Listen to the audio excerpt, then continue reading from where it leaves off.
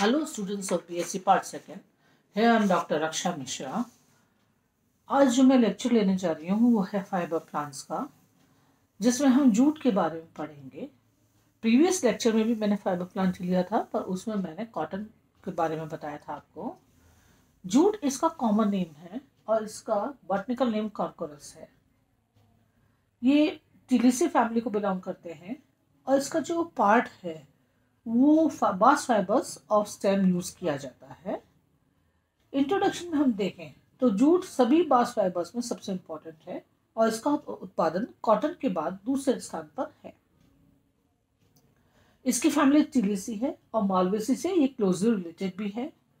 Corchorus की लगभग 40 जातियों का ज्ञात हो चुकी हैं, लेकिन इनमें से सबसे महत्वपूर्ण 2 जातियां हैं। कॉर्कोरस कैप्सुलरिस, जिसे व्हाइट जूट भी कहा जाता है, और कॉर्कोरस ऑलिटोरिस, जिसे टोसा जूट या जू मैलो भी कहा जाता है। अब अगर हम इसके ओरिजिनल हिस्ट्री के बारे में जानें तो हम देखेंगे कि जूट की जो अर्ली हिस्ट्री है वो अभी तक निश्चित रूप से कहीं पता नहीं चल पाई है, परंतु बाइबल के आधार पे प्राचीन समय के मिस्र और माउंटेनियन लिटरेचर के आधार पर यह माना जाता है कि मिस्र के माउंटेनियन रीजन के लोग इसे एज अ फूड के रूप में यूज करते थे, लेकिन बाद में इसे टेक्सटाइल फाइबर के रूप में भी यूज करा जाने लगा। कॉर्कोरस का नाम एक ग्रीक वर्ड कार्कोरस से पड़ा है, जिसका अर्थ होता है पॉट हर्ब। फाइबर की पहली शिपमेंट इंग्लैंड में 1791 में की गई थी। जूट की 40 पीसेज में से 36 अफ्रीका में और 8 इंडिया में रिपोर्ट की गई है। इंडिया में पाई जाने वाली स्पीसीज में से कॉर्कोरस कैप्सुलरिस और कॉर्कोरस ऑलिटेरियस कल्टिवेटेड है, बाकी सब वाइल्ड है। अब अगर हम देखें इसके बारे में तो ये हम देखेंगे कि जूट जो है वो पूरे ट्रॉपिकल रीजन्स में Africa, China, Bangladesh, Sri Lanka, Nepal, India, Japan etcetera में पाया जाता है। प्रोडक्शन के हिसाब से इंडिया फर्स्ट पोजीशन पर है और चाइना सेकंड पोजीशन पे है। इंडिया आज 80% जूट का प्रोडक्शन करता है। अब इतना ही बांग्लादेश में भी होता है। इंडिया के मेजर ग्रोइंग स्टेट्स हैं वेस्ट बंगाल, असम, बिहार, उड़ीसा, और थोड़े थोड़े तो ये यूपी, त्रिपुरा, मेघालय में भी उगाया जाता है। अब हम इसके बॉटनिकल कैरेक्टर्स के बारे में देखें तो हम देखेंगे कि दोनों स्पीसीज मींस कैप्सुलरिस एंड ऑलिटोरिस दोनों ही स्पीसीज कल्टिवेटेड हैं, वुडी हैं और इनकी ब्रांच छोटी होती है, ब्रांच है पर लिटिल।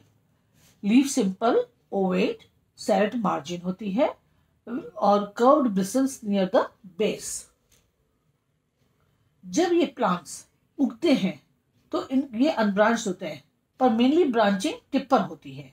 फ्लावर्स सॉलिटरी होते हैं और दोनों स्पीसीज लगभग समान है, फिर भी कुछ अंतर इनमें पाया जाता है, जो मैं आपको बताऊंगी अभी। कि जो कॉर्कोरस कैप्सुलरिस होता है वो थोड़ा लंबा होता है और कॉर्कोरस ऑलिटेरियस शॉर्ट होता है।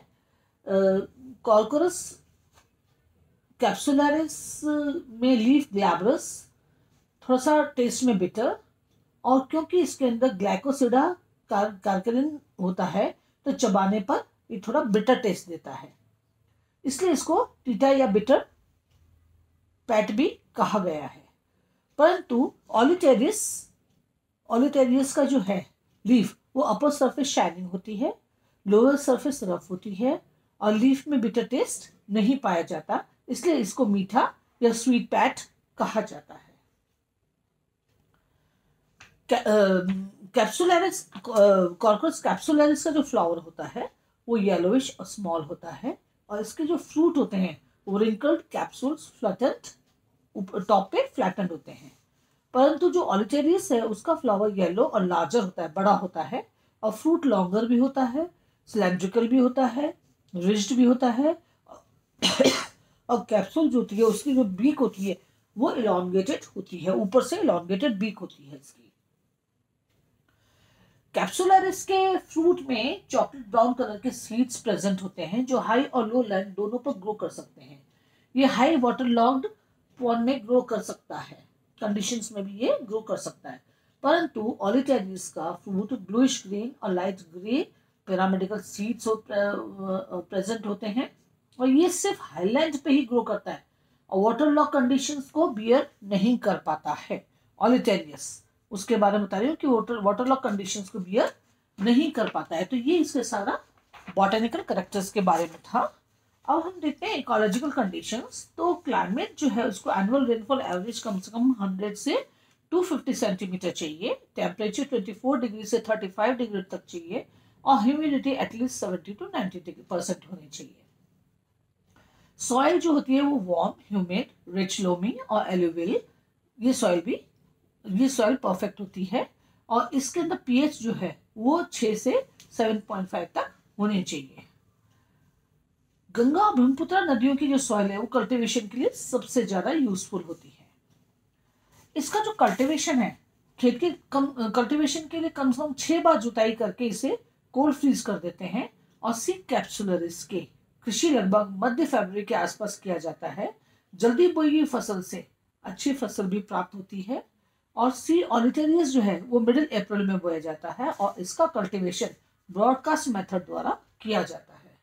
प्लांट के उगने पर उनके बीच में 4 या 6 इंचेस की दूरी रखने के लिए बाकी को उखाड़ दिया जाता है। वीडिंग को खुरपी 2-3 बार खोद करके हटा दी जाती है और प्लांट मैच्योर होते हैं 3 से 4 महीने के अंदर। अब अगर हार्वेस्टिंग देखें तो हार्वेस्टिंग तब तक की जाती है जब प्लांट पे 4 से 5 मंथ्स का हो जाता है और उस पर 50% फ्लावरिंग हो जाती है। हार्वेस्टिंग जल्दी करने से फाइबर कमजोर हो जाता है, इसलिए लेट हार्वेस्टिंग करने पे टोटल परसेंट तो बेटर होती है पर क्वालिटी बैड होती है।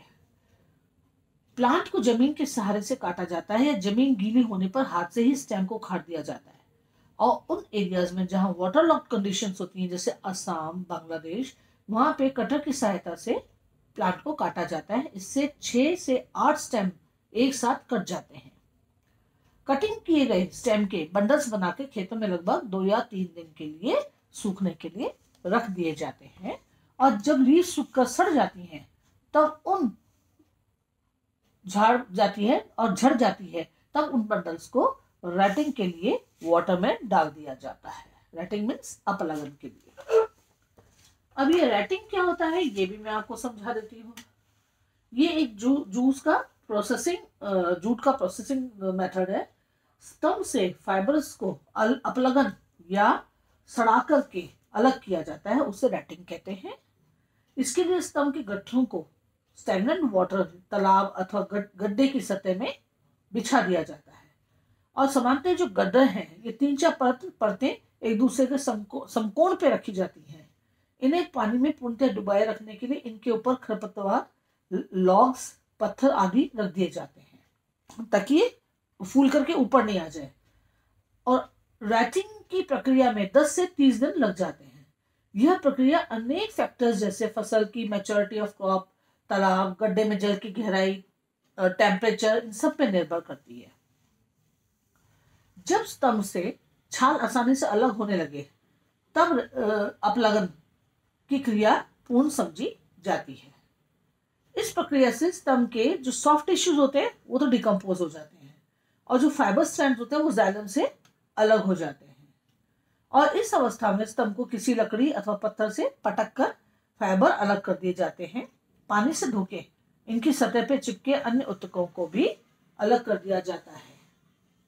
ये फाइबर धूप में सुखाकर गट्ठरों में बांधे जाते हैं। कॉर्कोरस के 100 किलो हरे पौधों से लगभग 6 किलो जूट फाइबर प्राप्त हो जाता है और कैप्सुलस के जूट फाइबर का औसतन उत्पादन लगभग 12 किलो प्रति हेक्टेयर है। तो ये मैंने आपको रैटिंग के बारे में बताया। अब हम पढ़ेंगे इनके क्वालिटी के बारे में, कैरेक्टरिस्टिक्स के बारे में, कैरेक्टरिस्टिक्स ऑफ फाइबर। फाइबर जो है वो जाइलम के बाहर लंबे वेज शेप्ड बंडल्स के रूप में व्यवस्थित रहते हैं। ये बंडल्स कॉन्सेंट्रिक रिंग्स के रूप में अरेंज रहते हैं। ये फ्लोएम टिश्यू के मिडिल में उपस्थित होते हैं। एक फाइबर बंडल फिलामेंट को रिप्रेजेंट करता है जिसमें 4 से 50 सेल्स पाई जाती हैं। Individual fibre cells are seldom longer than 3 millimetre, 2 और 3 मिलीमीटर। सी ऑलिटेरिस जो है उसका फाइबर येलोइश, रेडिश और ग्रेश कलर पर होता है। ये डिपेंड करता है nature of retting of the water, जिसमें हमने उसको रेटिंग या अपलगन किया है उस पानी पे डिपेंड करता है। और जो सी कैपिलरीज का जो फाइबर होता है वो व्हाइटिश होता है, इसे व्हाइट जूट भी कहा जाता है। प्लांट के टिश्यू में टैनिन उपस्थित होता है। इसमें से आयरन जो है वो रेटिंग वाटर में मिक्स होता है, फाइबर का स्टेन कर देता है, फाइबर को स्टेन भी कर देता है। और हम इसके फाइबर का अगर केमिकल कॉम्पोजिशन देखें तो हम पाएंगे कि सेल्यूलोज 56 से 63% होता है, हेमीसेल्यूलोज 20 to 26% होता है और लिग्निन 11 to 12% होता है। Minor components such as fats, waxes, gums, minerals ये भी पाए जाते हैं। इम्प्रूव्ड वेराइटीज अगर हम देखें तो इसमें ICAR न्यू दिल्ली और जूट टेक्नोलॉजी रिसर्च इंस्टीट्यूट ने कई इम्प्रूव्ड वेराइटीज दी हैं। जैसे सी कैपिलरीज की इम्प्रूव्ड वेराइटीज बहुत से, फंडूक, फुलेश्वरी, धालेश्वरी, सोनाली, सोना, श्यामली, ये सब इनकी इम्प्रूव्ड वेराइटीज के नाम हैं। अब अगर हम डिजीजेस के बारे में बात करें तो इसके अंदर जो है सीडलिंग ब्लाइट नाम की डिजीज होती है, जो मैक्रोफोमिना फेजोलिना नाम के फंजाई के लिए रिस्पॉन्सिबल होता है। विल्ट डिजीजेस फ्यूजेरियम सोलानाई से होता है, एंथ्रासिनोस कॉलिटोट्राइकम से होता है, सॉफ्ट रॉट स्क्लेरोशियम रोफसी। और इंसेक्ट पेस्ट अगर हम देखें तो उसमें जूट सेमिलूपर एनोमिस सुबुलिफेरा रिस्पॉन्सिबल होता है। तो इस तरह से ये काफ़ी सारे डिजीज हैं, कुछ एक मैंने नाम बता दिए हैं आपको। और अगर हम यूजेस ऑफ जूट फाइबर के बारे में देखें तो जूट जो है वर्ल्ड का सबसे इंपॉर्टेंट बैगिंग और रैपिंग टेक्सटाइल इंडस्ट्री में काम में आने वाला फाइबर है। जूट प्रोडक्शन का 3/4 पार्ट सैक्स मतलब बोरियां और बैग्स बनाने के काम भी आता है। बैग्स का उपयोग चीनी, पोटैटो, ऑनियंस, दालें, कॉफी, कोको की पैकिंग में किया जाता है।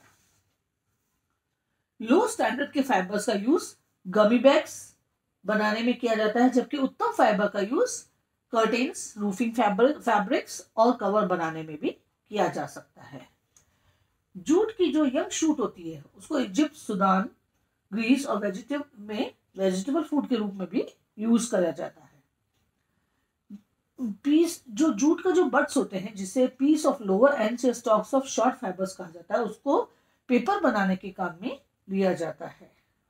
फाइबर प्रोडक्शन के पश्चात शेष स्टेम का यूज जो है टेम्पररी फाइनिंग में किया जाता है। इसका उपयोग थिक बोर्ड बनाने में भी, सूतली बनाने में, रस्सी बनाने में भी किया जाता है। जूट के सीड्स में ऑयल पाया जाता है। इसका उपयोग साबुन बनाने में किया जाता है और इसके तेल को एडिबल रूप में भी कहीं कहीं यूज किया जाता है और पेंट्स में भी इसको डाल करके यूज करते हैं। जूट की जो लीव्स होती हैं उसके मेडिसिन यूज है, टॉनिक्स और डेमुलसेंट में यूज करते हैं इसकी लीव्स को। Thank you.